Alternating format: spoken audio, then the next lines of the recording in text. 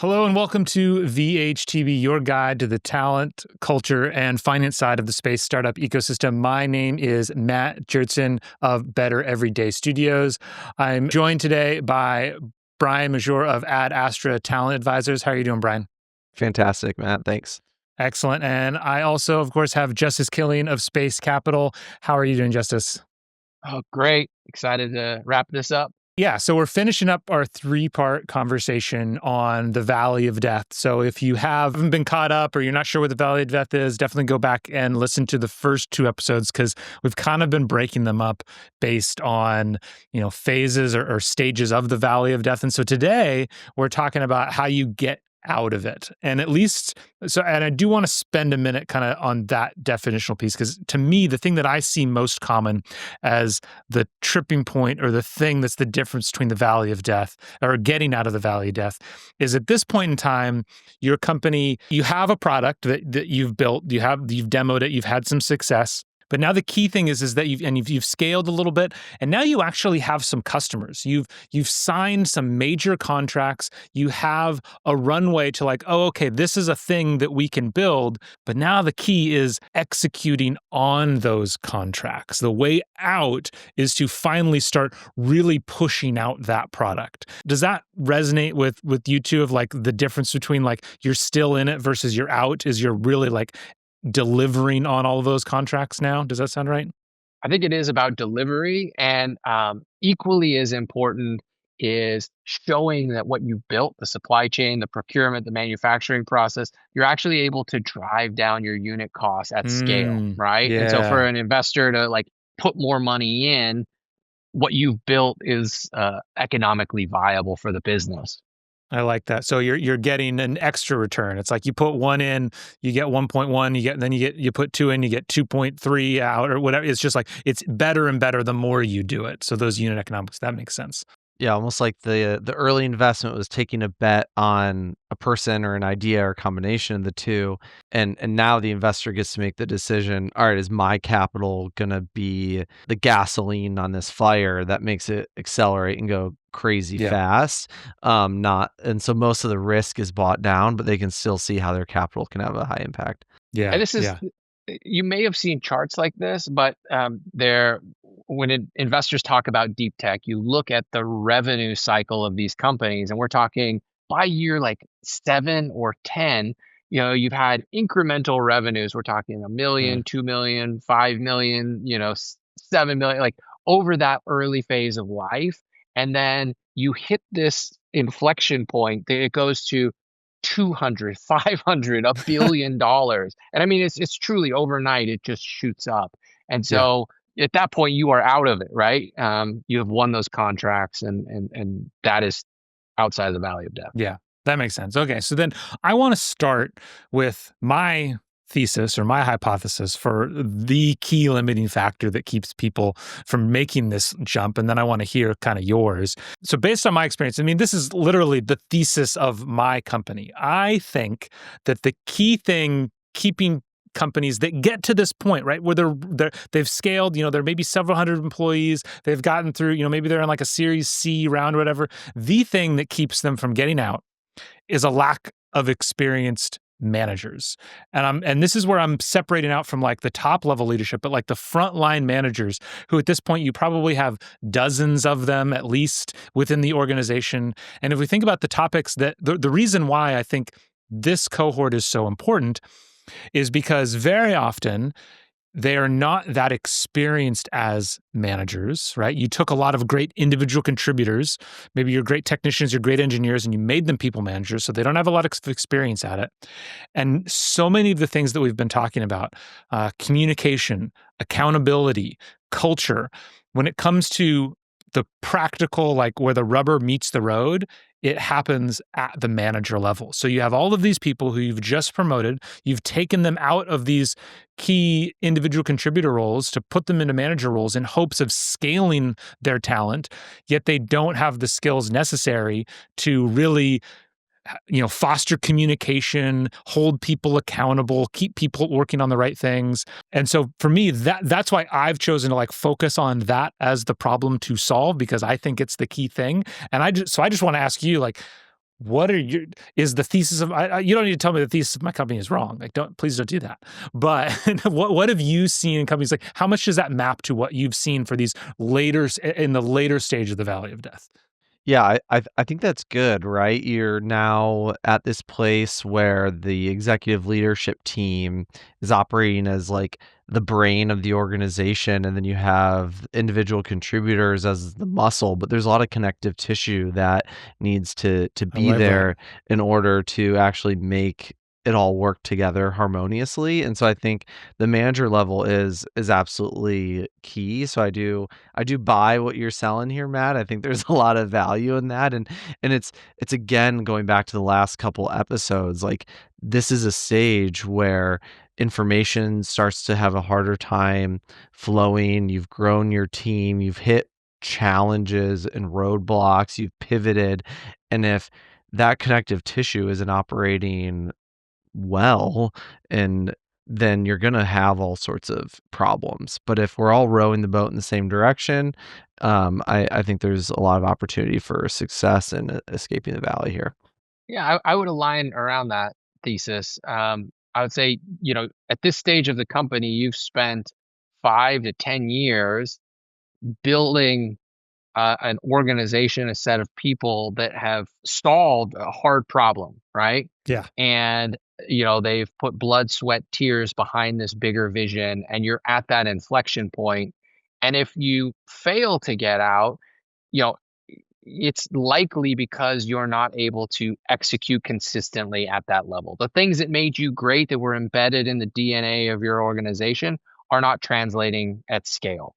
And likely that, I don't think it's only limited to managers, but I think that they are responsible for implementing all the great things that have been built at the organization. If you don't set them up for success, it becomes hard to Yeah. operate at that scale. Yeah.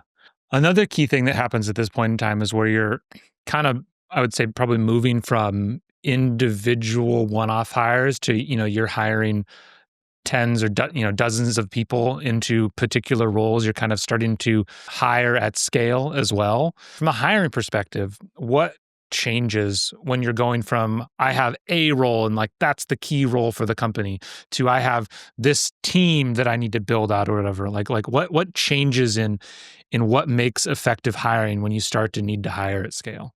Yeah, great question. I mean, if you need to hire this many people, you have to have great process in place. And I think that this also is true in other areas outside of hiring. When you get to this level of team size and revenue and projects you're executing on, like, the process does matter. Like, the last couple conversations, we're talking about the flow of information.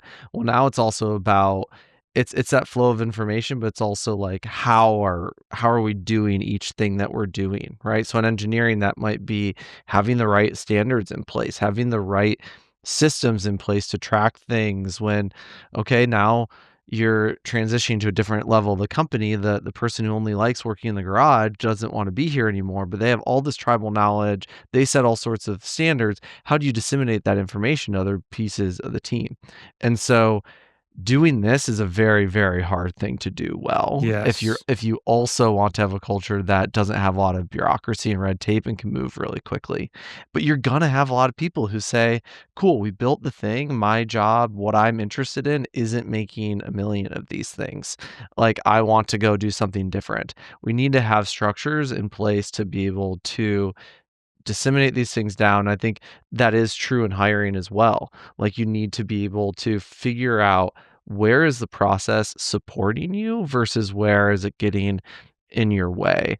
And I think that like growing internal teams, for example, in talent can be highly, highly effective. There's so much of recruiting that, like, if the hiring manager did it, it would be a complete waste of their time. They should be managing the team, they should be doing the engineering work, so on and so forth.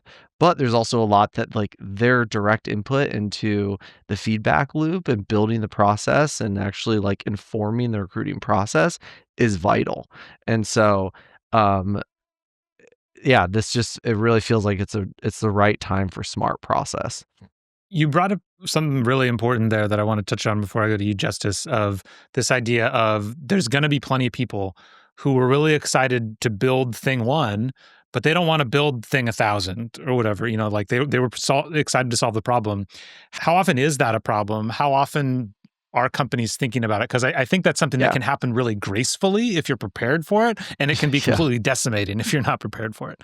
Yeah, it is definitely a common problem. I think if the company's doing really, really well, there's a fair amount of like golden handcuffs that maybe stay there. But if you're in the valley and you're not sure if you're getting out, those people might be on their way because they're now trying to solve a problem that they never had interest in solving in the first place. And so I think by having a culture that is openly communicating these things, that's where managers are meeting with their teammates and they have a really clear understanding about what it actually motivates them, what problems do they want to work on, what do they want to solve. Having those conversations probably a couple few times a year, not just once a year at a performance review where you're checking the box. Like, no, get into it. Like, what are you actually motivated by, excited to work on, so that this is not a surprise. Close relationships in teams are very common. Like, I literally did a reference check the other day with someone at their current employer. Like, and like that's because there's some really strong tight-knit connections and there's openness about what is of interest for this person in their career path. And so I think these are the types of like cultures and pieces that you want to have like top of mind as a leader. For hiring managers out there, like there's nothing worse I think you can do than make it seem like, if somebody leaves your team, they're dead to you. Like, you should be excited. You should be wanting to help people move on in their career, because that's the only way you can create that openness so that when they leave, because basically everybody will leave, you know about it well in advance. Your team is well prepared.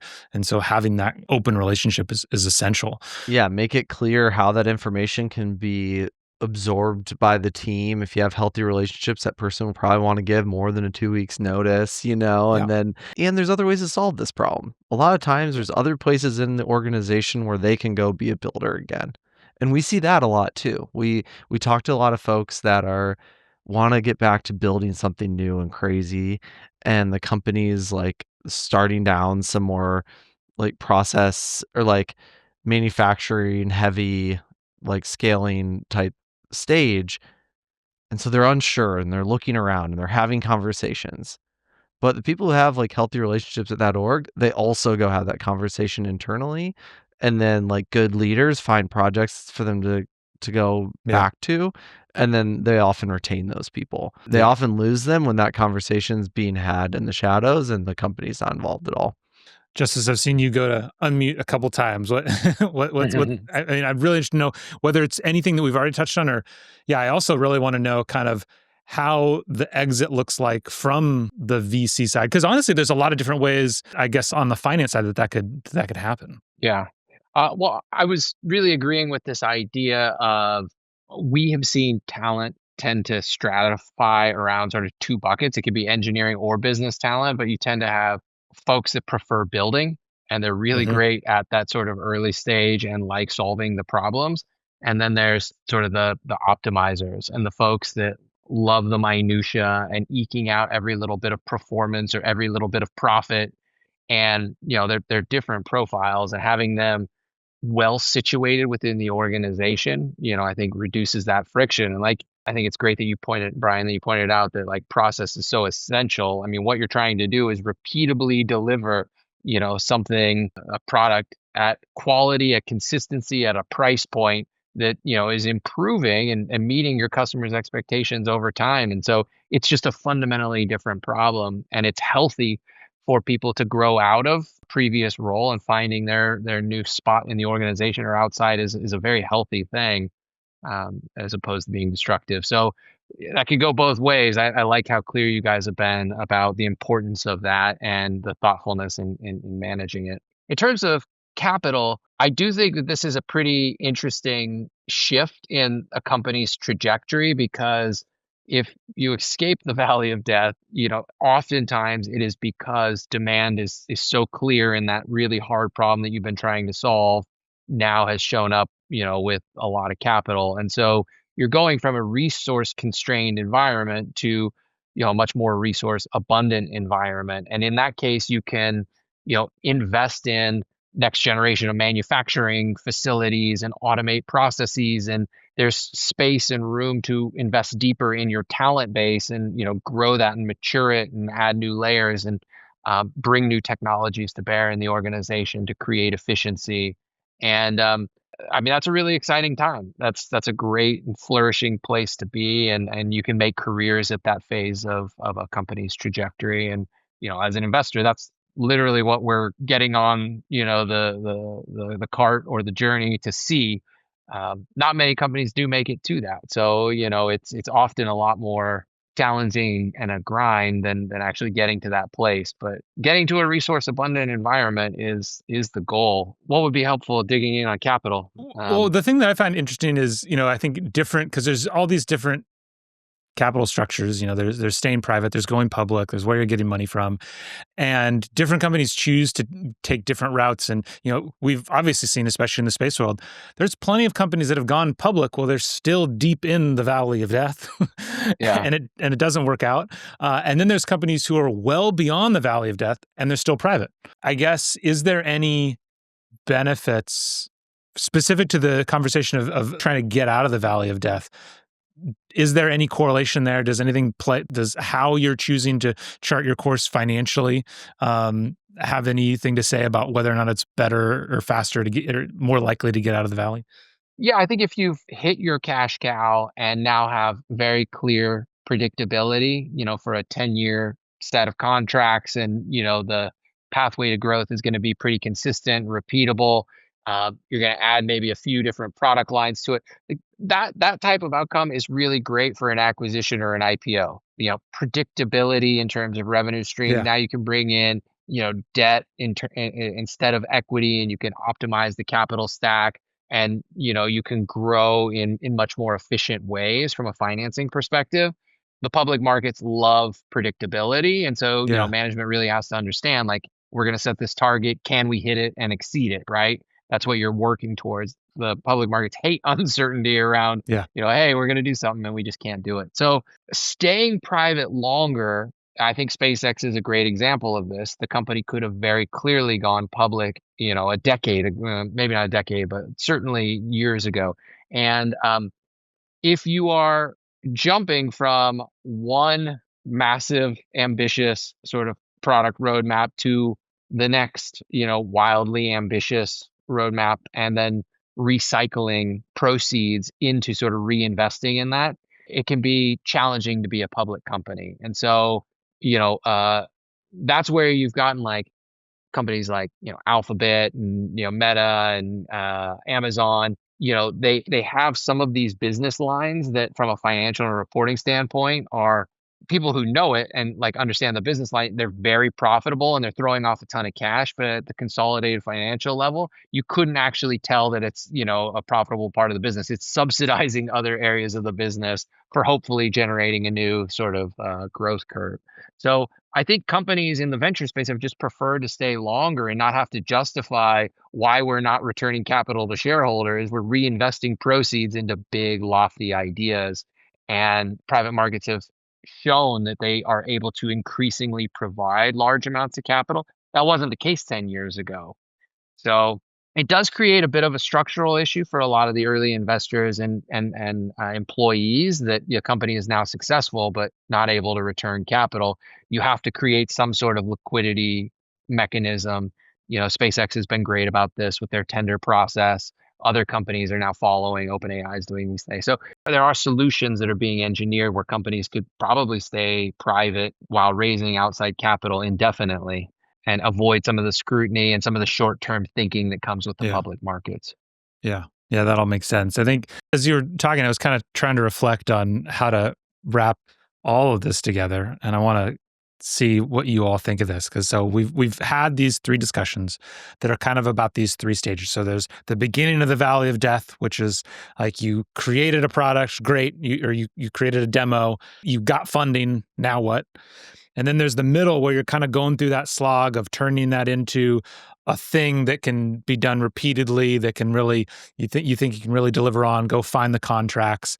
And then the last stage is, okay, now deliver on those contracts, deliver on them consistently, get real return for your investment. And I think if I had to summarize the 3 stages of all these discussions of what they mean, what you have to do to get through them, is the first stage, when you just enter it, it's all about clarity.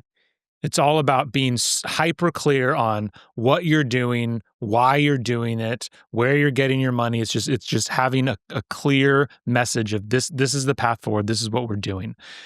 In the second stage, I'm going to steal your word, Brian. It's all about reflection. It's all about consistently thinking, reflecting on and checking back on where we're at versus where we said we were going to be and what we said we were going to be doing. And are we on that path, and having true, open, and honest discussions with yourself, with your executive team, so that you can make the difficult decisions if they should arise. And then the final stage, the way out of it, it seems like it's really about consistency, whether that's consistency in how your managers apply the practices of your company, consistency in how you hire so that you can hire at scale, consistency of how you get profit, so that how you make money, so that you can make sure you deliver returns. It's all about consistency. And so I think going through those stages, that provides a real roadmap for people of like, okay, to think about, where am I at? What are the questions that I need to be asking myself for my business right now, so that we can chart our way out of this valley? Because as you said, Justus, not a lot of companies make it out. There are some really major companies that have had groundbreaking success that do not make it out of the valley of death. Any other comments or final thoughts on what it takes to get out? That was a masterclass in synthesizing, a lot of complex. Though you're the only one that could have done that and tied it together with a nice bow. Nice work.